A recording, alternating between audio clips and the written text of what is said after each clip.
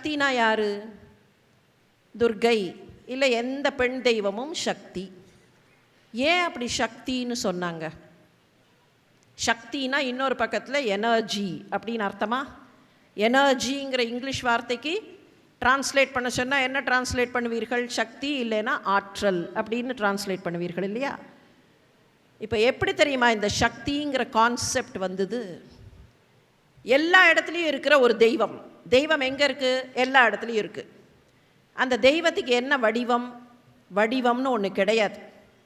தெய்வத்துக்கு, பரம்பொருளுக்கு வடிவம்னு ஒன்று கிடையாது. அது எல்லா இடத்துலையும் இருக்குது, எல்லாத்துக்குள்ளேயும் இருக்குது, எல்லாத்துக்கு வெளியிலையும் இருக்குது. இதுக்குள்ளேயும் இருக்குது, இதுக்கு வெளியிலையும் இருக்குது, இதுக்குள்ளேயும் இருக்குது, இதுக்கு வெளியிலையும் இருக்குது.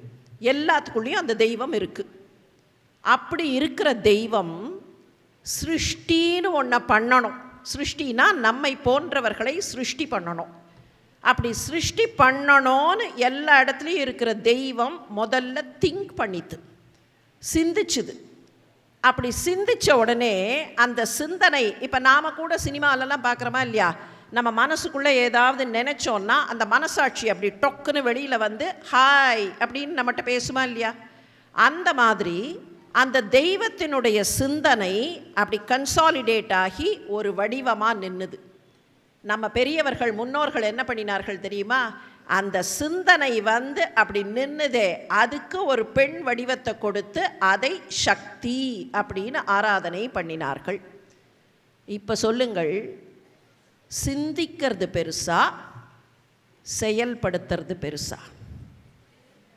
சிந்தனை இருந்தால் தான் செயல்படுத்த முடியும். சிந்தனையே வரலன்னா, ஒரு பழமொழி சொல்லுவார்கள் தெரியுமா? சிவனேன்னு கடம்பார்கள், சிவனேன்னு கடம்பார்கள். சிந்தனை இல்லைன்னா சிவன் கூட கடக்கத்தான் வேணும். அந்த சிந்தனை வந்தால் தான் அடுத்தது செயல். அதனால தான் சிந்தனைக்கும் செயலுக்கும் சக்தி அப்படின்னு ஒரு பெண் வடிவத்தை நம்முடைய பாரம்பரியம் கொடுத்தது.